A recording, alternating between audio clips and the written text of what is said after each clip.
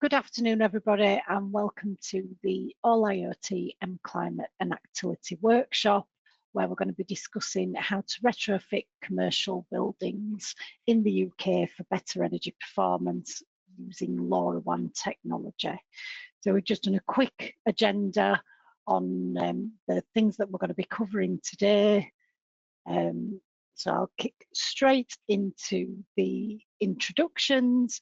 So I'm Trudy Roberts. I work for All IoT here in the UK. I'm joined today by Violetta from MClimate and Lode from Actility, who are hardware and services providers in Europe. Just a little bit about All IoT before I hand over.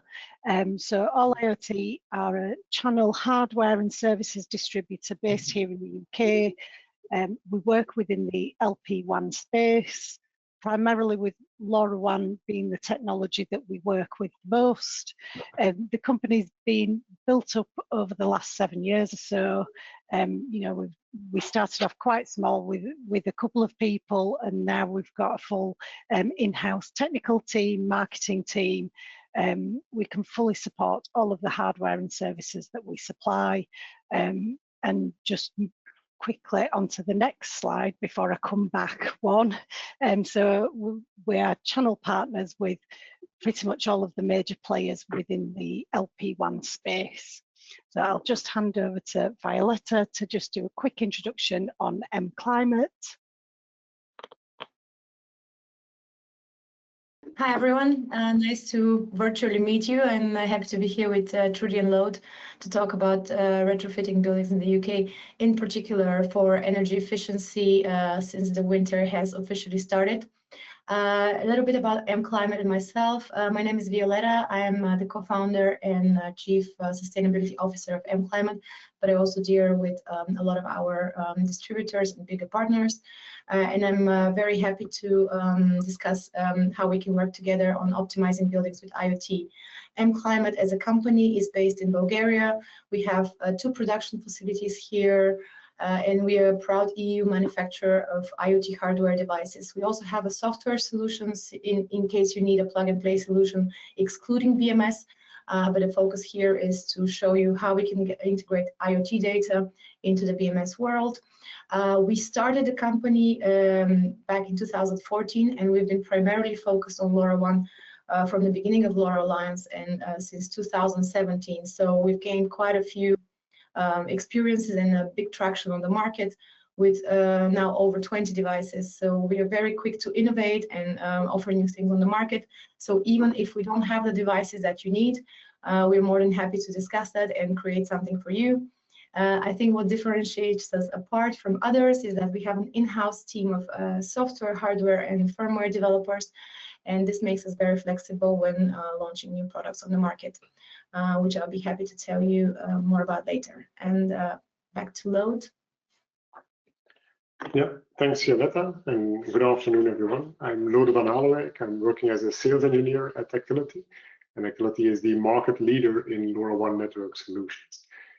As a founding member of the LoRa Alliance, Actility is also the technology leader in the LoRaWAN market. We serve both service providers and enterprises with LoRaWAN connectivity management solutions based on the ThingPark platform. And in this webinar, I will zoom into our embedded LoRaWAN network server or LNS solution. And the solution is specifically designed for the implementation of smart building projects. So yeah, I'm excited to be here today and to share how LoRaWAN and Actility can help bring your smart building projects to life. That being said, I give the word back to Trudy. Super. Thank you both very much for those introductions. So, why is retrofitting buildings key to energy efficiency? You know, there's a lot of reasons why retrofitting really lends itself to this. It's not just about new builds. It can help transform legacy sites and can be installed in any type of building, ranging from offices and warehouses right through to things like heritage estates. Quite often LoRaWAN sensors are battery powered, so there's no cabling required to get that data out initially. You don't need any special qualifications, apart from a couple of instances where you might need an electrician or a plumber. So they're really fast and easy to deploy, with a super long battery life quite often on LoRaWAN sensors, depending on optimum conditions. So you can just fit the sensors, and then they can be left to work for years and years at a time. I mean, how best it integrates into a BMS. So when sending data from LoRaWAN sensors into a BMS, as something like a BACnet object or a Modbus point, any automations can then be set within the BMS itself, which makes spaces smarter really, really quickly, which does help to a fast return on that initial investment for the hardware. There are some compliance pieces that are mainly prevalent within the EU right now. You know, they're under some quite strict regulations, but we can only see some, if not all, of those regulations coming to the UK in the near future. Things like the Climate Change Act 2008. The UK government are aiming to achieve net zero by 2050. Large companies are being audited every 4 years on their energy usage for compliance. There's the Energy Act 2023, which is encouraging a shift towards low carbon energy, which in turn drives the expectation for buildings to become smarter. And the government's also announced its decision on changes to the minimum energy efficiency standards for commercial real estate, with some of the evidence to date pointing towards commercial standards being raised to a minimum energy performance certificate rating of B before 2035. So in terms of retrofitting, it really does lend itself well towards increasing efficiencies on energy usage. And what Violetta and Lode are going to be discussing today is going to be how best to utilise their product offerings to increase energy efficiencies and make savings on energy consumption. Things like cutting energy waste by not heating or lighting spaces that are not in use, automating tasks within the BMS using the BMS logic, things like if a meeting room's unoccupied, don't switch on the air conditioning or the heating or the lighting, and also building schedules within the BMS once that data has been enriched by the addition of the new LoRaWAN sensors that have been installed. So with hardware in mind, I'm going to hand over to Violetta to introduce some of their MClimate range and discuss energy efficiency using MClimate Smart Devices. Thanks, Trudy. I think Trudy already mentioned some of the reasons why we do retrofitting in general. It's energy efficiency, but it's also regulatory and compliance pressure. I think in reality, most of people come to MClimate for energy saving solutions. Since we're quite unique in the fact that we're offering not only monitoring and sensing sensors, but also actuators. So essentially devices that allow you to control and manage the building. So what we do is we achieve savings of up to 35% of the energy consumption of the building. And that transfers itself to around 20% of CO2, depending on how the actual building is heated. Those percentages can vary between 15 and 50%, depending on the state of your building today, depending on the efficiency of the BMS system and whether you have room by room occupancy involved. But yeah, essentially, this was always the first reason why people come to us. With IoT, you can easily get track and follow the data, and then you can use that for either your compliance strategy or insights and drive your BMS system. What also stands apart from LoRaWAN as a technology in the IoT space is that it allows you very quick coverage of a building with very few gateways. And I think what also clients benefit from is really the ease of deployment. So what we do in most cases is we have fast and easy implementation within 24 hours per building. And for example, the latest hotel that we did was 1,500 radiator valves that needed to be changed, and that took 2 days. Essentially, without shutting down the hotel, the valves were just changed within the cleaning of a room. So really quick way to retrofit a building, improve the occupant's experience, collect data, and be actually future ready for whatever compliance comes into place, or EPC regulation, or increasing your building value or tenant experience is improved as a result of the setup. I think here is a quick schematic of the fact that you have the actuators and devices talking to one LoRaWAN gateway. The LoRaWAN gateway can be a LoRaWAN to BMS gateway, where the connectivity and the LNS comes into play that Lod will talk about later.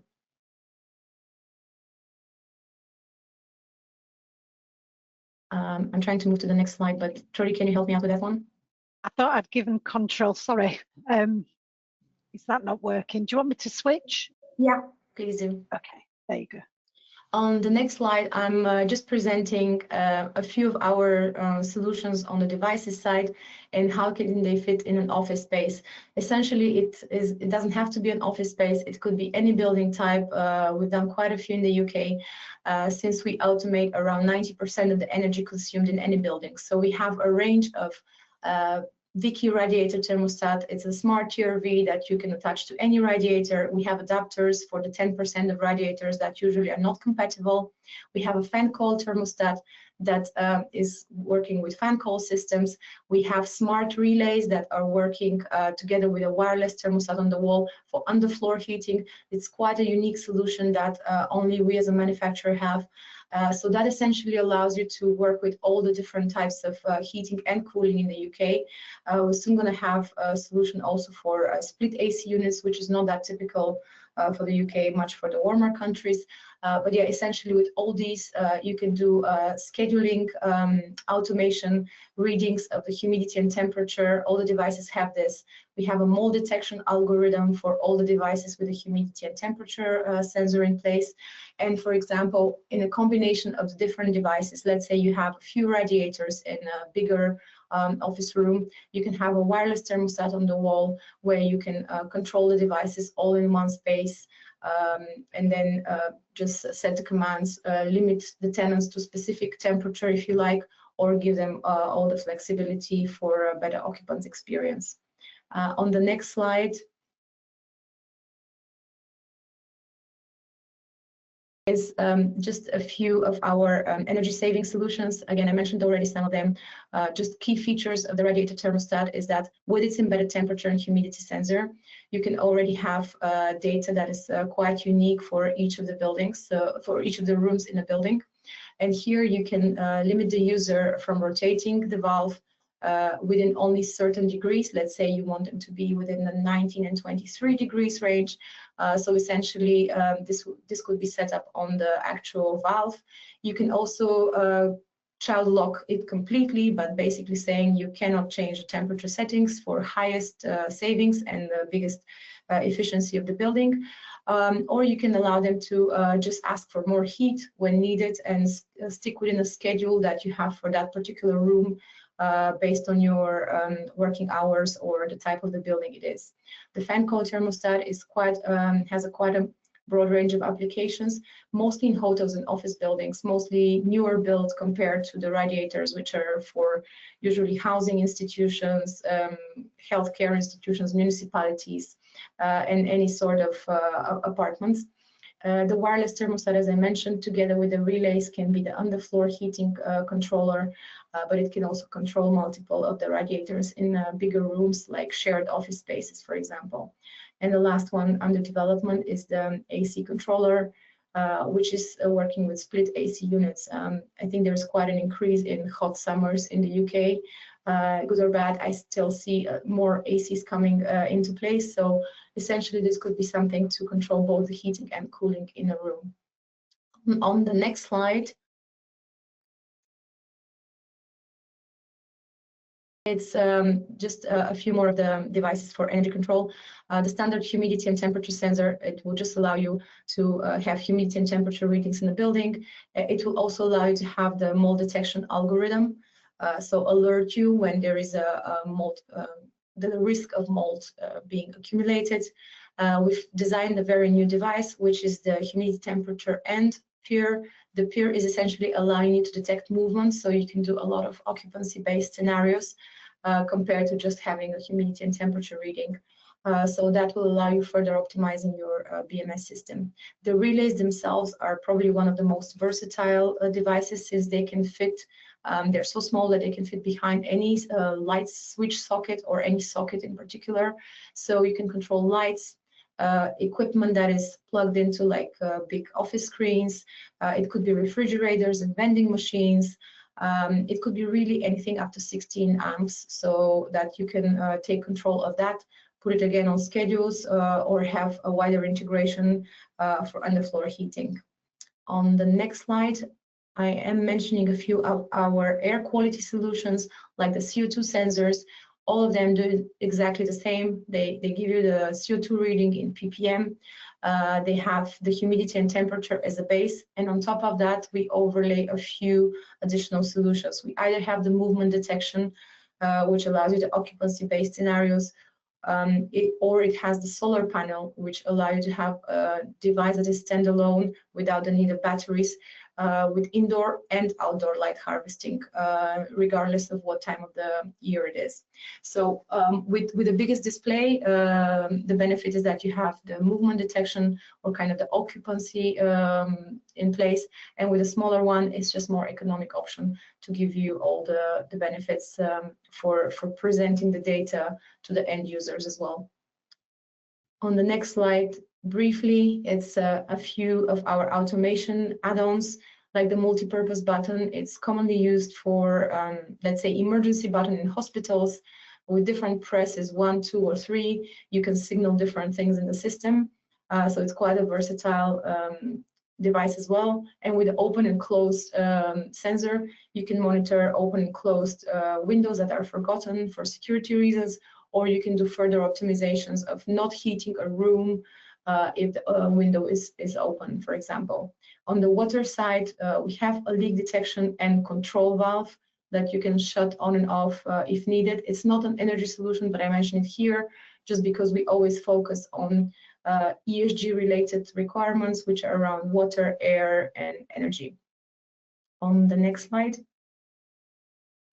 It's just highlighting one of the best sellers in the UK. There's quite a few radiators, and most of the buildings are very old without an efficient BMS system. So we have developed the first TRV in 2018. That's over 7 years of perfecting the device with different add-on features and different things that we experience in the market. So it made it less loud, for example, when it's used for units like hospitals and their residents staying there overnight. We've actually included a firmware update over the air. It is quite technical, but essentially what it gives you is that your device is never obsolete in time, alongside with the battery lifetime. So you can update the firmware on the device for free at any point of time when we launch something new, and depending if the features or the energy savings are better for you, then we would recommend you to do that free upload and update. It's quite unique for our devices, and it's currently being rolled out only by one more manufacturer in the space. We have all the relevant certifications. We produce over 30,000 devices of the Wiki TRVs per month. And we do have a certification for hydronic balancing, which we can do on our software side as well. The next one. Here, I already mentioned most of these when talking about why retrofitting. But yeah, essentially the main goal of any POC or everything we do is we have to achieve a certain energy consumption that we then translate to CO2. We want to have a quick return on investment, which is quite key for us and for our customers. It's within 1 or 2 years of the installation. It is very possible with the LoRaWAN solutions, as I mentioned, since they allow you to have a very good coverage with minimal number of gateways, unlike other IoT technologies. And then it will allow you to take over the building on a room-by-room basis with occupancy-based scenarios, improving the comfort and creating a healthy indoor environment. On the next slide. Here I'm mentioning just a variety of UK case studies. Most of them are, actually all of these on this page are all IoT case studies. So we've done together with Trudy and her team, essentially ranging from student housing and individual universities or primary schools to office buildings, healthcare institutions, utility providers, again, a wide range of IoT integrators as end customers. The best sellers for the UK for energy right now are the TRVs for the radiator, CO2 sensors, and relays, the 16 amp relays, which allows you also to have a power meter for the specific devices that you plug into with a relay, or you have the dry switch as well, which is also another relay that we offer. On the next slide, it's a big, wider picture of where we operate. Our biggest markets are Germany, the Nordics, France, the German-speaking region with Switzerland as well. And some of our customers are outrolling large deployments. So basically, they start with a few thousand of items, and then, for example, TRVs, and then they roll out to a whole hotel chain. So one of our biggest customers has already 50,000 of our devices. We have something similar with student housing in the UK with over 10,000 devices. And we have currently being equipped are the Paris schools or the region of Paris together with Siemens. They have around 10,000 devices. Again, most of these are targeting the energy savings here, but we do lay on the air quality for some of the solutions as well. On the next slide, it's just a quick overview of what we can do for our customers. Essentially, since we said energy efficiency and saving costs is one of the main reasons to do this, if you have a building in mind and you want to start a POC, we can easily map out a project with project assumption for you. We would need the old energy bills of the building. We'll need a square footage, roughly the price you paid in the last 3 years or last year, since it's increasing most of the time. And then we have we can plot energy savings, anything between 15 and 35%, depending on how you want the data to go into the BMS or be a standalone data point in an IoT platform. Then we can calculate how quickly you're going to get this IoT investment return. And as I mentioned, in most cases, it's in year 1 or 2 for most of our projects. This illustrative example is an office building of 1,000 square meters. Sorry, I didn't do it in foot. But yeah, essentially here we're saying when we do 15%, which we'll say is a low estimate, we're going to return the investment in the second year. But if we do anything above 25, we're going to return the investment already in the first year. And that investment excludes the installation cost, and it's the hardware, software, and the connectivity included. With that said, I think I mentioned quite a few sensors and a lot of data coming through to you and the BMS. It's all not that complex because load is here and activity is here. So he will walk you through the LNS side of things and how their platform works and how you can easily get the data points from IoT to BMS. So with that, Load, over to you. Thanks, Violetta. And let me see whether I can navigate through the slides. I was just going to ask, have you got control of the presentation? Sorry, I couldn't give that over, Violetta. Is that you? Yeah, it looks like it. So, okay, there we go. So as mentioned, we will introduce the ThingPark Enterprise All-in-One solution. It's Actility's embedded LoRaWAN network service solution. And we'll also refer to it with the abbreviation TAO.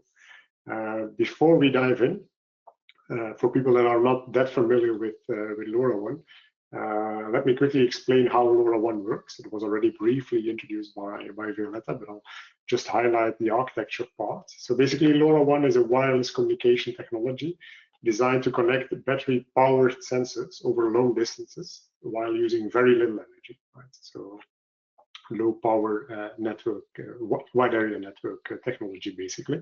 The architecture is quite simple. You have sensors that send small packets of data over radio to the LoRaWAN gateways that will forward the data to the so-called network server, which is the brain of the network, so to speak. And that takes care also of routing the data to the application server ultimately, right? It's important to note that this is a bidirectional technology. So you can also send data from the application server or the BMS to the LoRaWAN devices. Right? So that's as a short introduction to LoRaWAN. Now, in case of an embedded LNS solution, the one we're presenting today, the LNS is actually deployed on a LoRaWAN gateway, and it will provide several components. First of all, the core network aspect, so carrier-grade network server and joint server, but also vendor-agnostic device and gateway management, and last but not least, flexible integration options to integrate the data into your application server, including off-the-shelf connectors for BACnet and Modbus. BACnet primarily relevant to integrate to your building management solution, of course. Right. The ThingPark Enterprise All-in-One solution is unique in the market, and it provides, first of all, a managed catalog of device drivers. So that catalog has more than 700 device models, making sure that the data of these devices will be decoded prior to being sent to the application server. So with this catalog, you're not limited to a single device provider, but can select one out of the 700 different device profiles. Next to that, it provides a variety of gateways on which the embedded LNS can be deployed, including Curlink, Tactilic, MileSite, and others. It also supports up to 4 remote gateways, providing microdiversity, and I will get back to that in the next slide. As mentioned, it provides off-the-shelf connectors for BACnet and Modbus, and last but not least, it provides a seamless upgrade path to the full ThingPark Enterprise solution, which is Actility's centralized LoRaWAN connectivity management solution. Right. So it is essential to highlight the importance of microdiversity for an embedded LNS solution. So ThingPark Enterprise All-in-One on the right-hand side provides microdiversity up to a total of 5 gateways, which will typically be sufficient for a large building or a site. And that way, all devices can be provisioned and managed on a central location, a central gateway, without the need to assign devices to a specific gateway that is deployed in the building. Only a single integration with the BMS will be required, of course, using the BACnet connector. Furthermore, devices will use an optimized spreading factor, which will lead to a longer battery lifetime for all of these devices.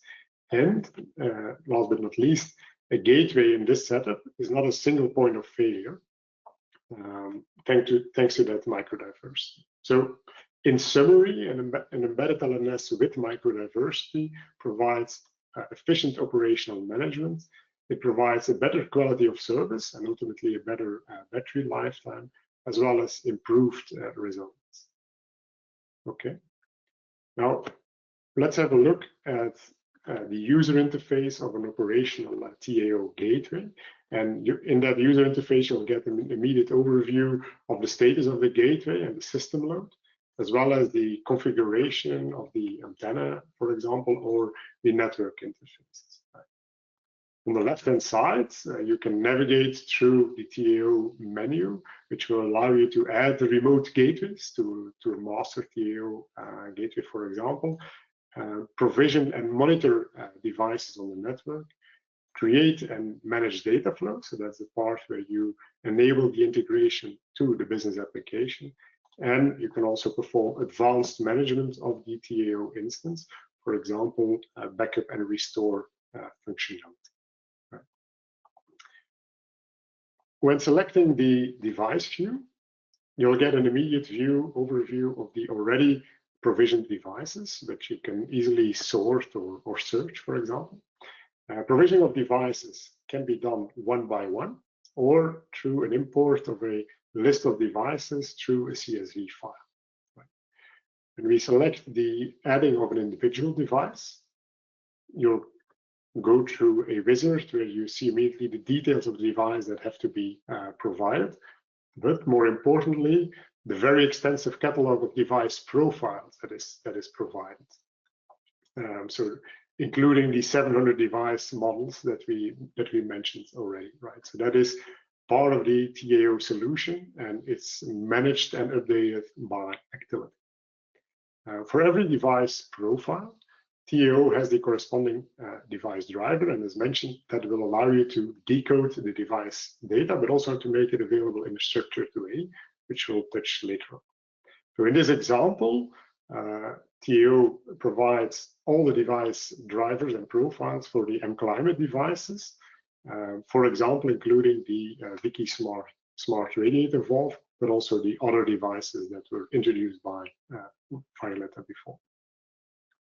Okay, so that's the device management side of TAO. If we move to the data flow management provided by TAO, you immediately see that we provide off-the-shelf connectors to BACnet and probably less visible to Modbus and other options, but I'll get back to that later. The BACnet connector itself will provide automated mapping of LoRaWAN values to BACnet objects. And that mapping can be configured on a per device profile basis, which will make the management much more efficient if you have a larger deployment. In this example, we see how the values of LoRaWAN payloads of the radiator valve are mapped to BACnet objects, right? And a BACnet object is not only a value, but really is structured with number of attributes, including the change of value or CFV increment attribute. And that is quite important as an indication to the BACnet server how to decide when a change of a value is important enough to be notified. So all of that can be configured on a per device model basis and can be consulted afterwards in a clean overview in the corresponding object list. Right. Now, to provide you with a view on how these BACnet objects can be consumed, I'm using the YABI BACnet Explorer. Some of you might be familiar with that. Of course, in an actual project, this will be done by the building management solution of your preference. Right? Now, we're using the YABI interface, and we can see how the different devices, as well as the corresponding BACnet objects, are visible in the BACnet Explorer interface. And as an example, for example, the target temperature of the smart valve can be seen, but can also be updated directly in this Explorer, right? So if we change the target temperature, that will then benefit from the bidirectionality of the LoRaWAN technology, and it will result in a downlink message to the LoRaWAN device. Our integration, our BACnet integration, will make sure that we will do that downlink mapping as efficient as possible. So if there are different values being changed, we'll make sure there is only a single downlink sent to the LoRaWAN device. Okay. That downlink message is then, of course, also visible when you look through the device details in the TAO interface. So that's the short introduction on how the BACnet mapping is done for LoRaWAN devices and how it can be explored through a BACnet Explorer, but in practice, typically how it can be used by your building management system. Furthermore, as mentioned, it also provides a Modbus integration option, right, with very similar mapping, which can be efficiently imported as well. So Modbus integration is also feasible. And in the advanced setting mode, we basically provide other options as well, including MQTT, for example. So the data can also be exposed through MQTT.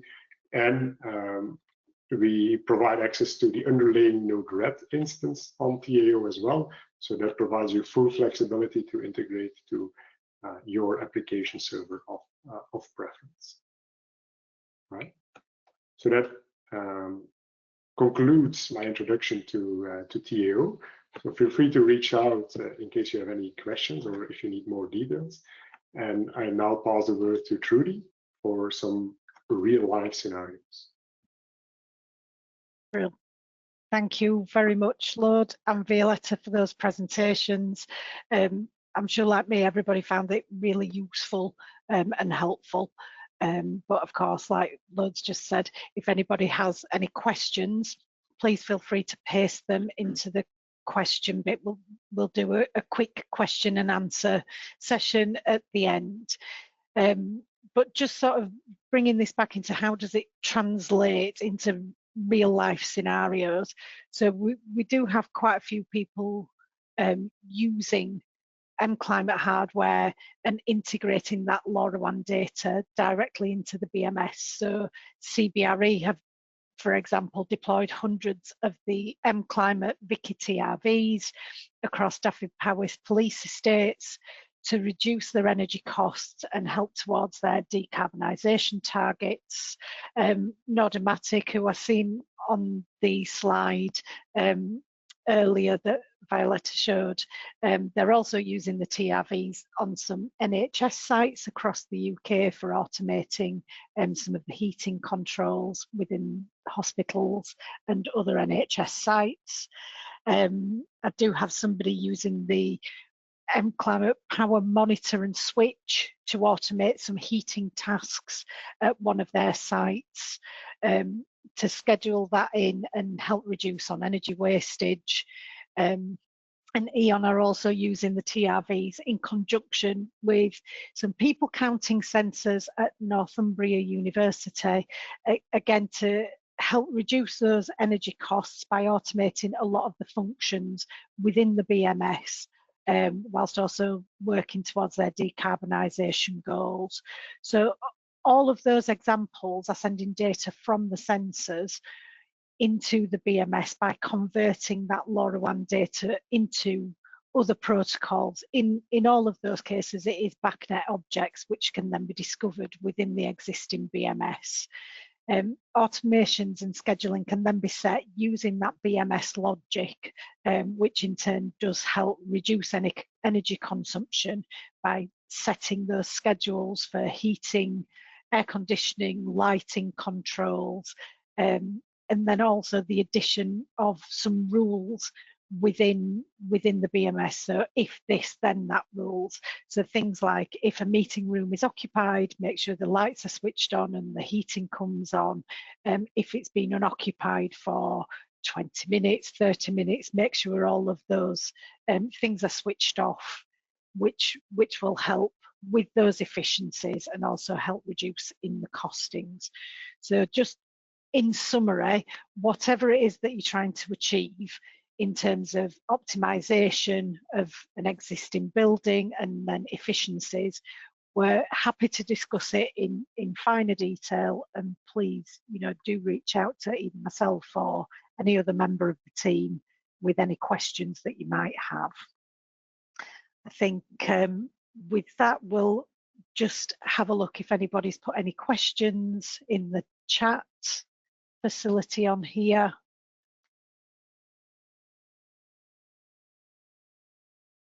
Might need control of my mouse back, Lord.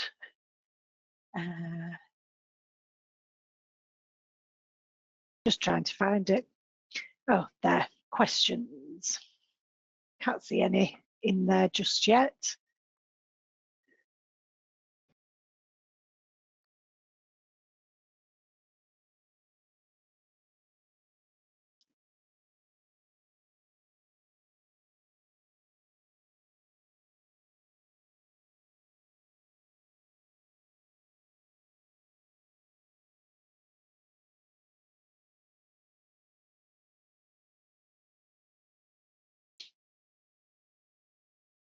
Let load. Can you see any of the questions in there?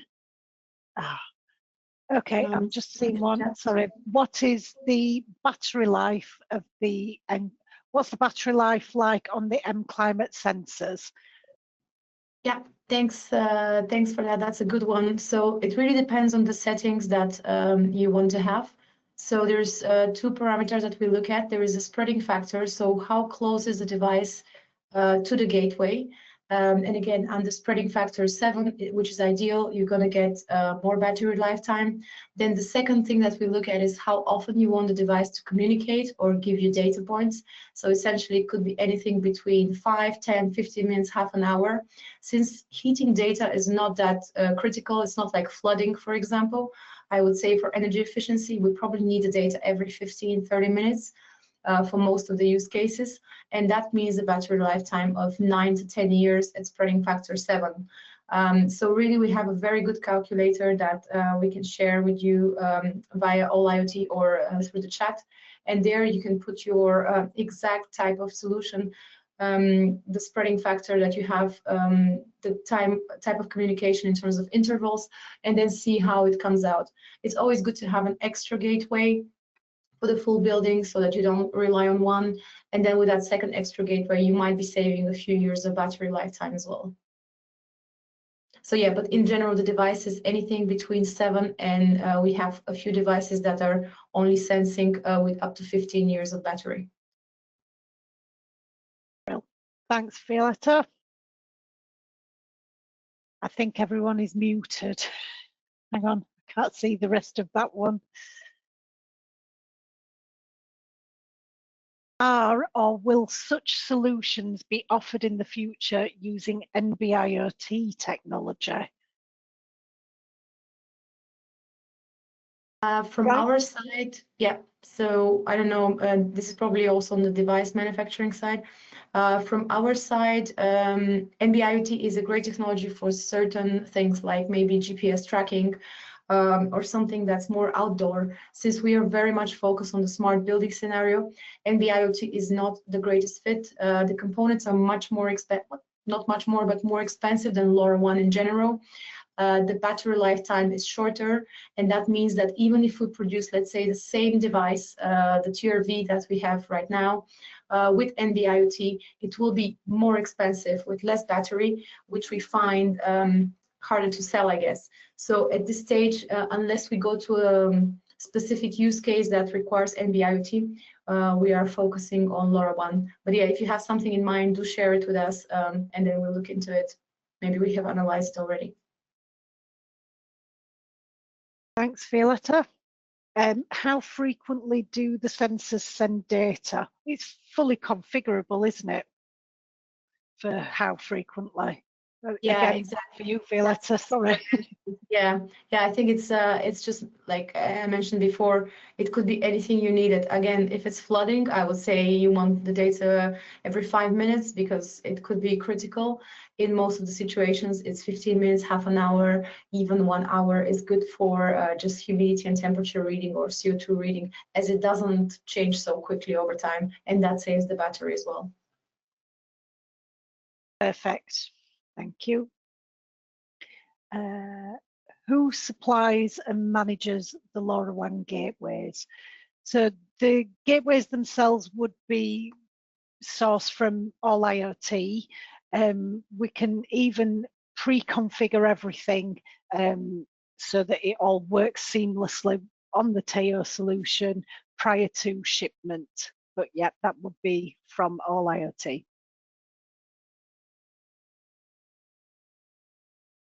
Just having a look if there's any more.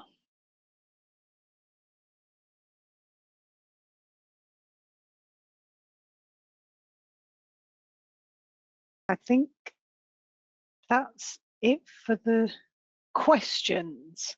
So all that's left for me to do is thank everybody for joining the webinar. Thank you for your time this afternoon.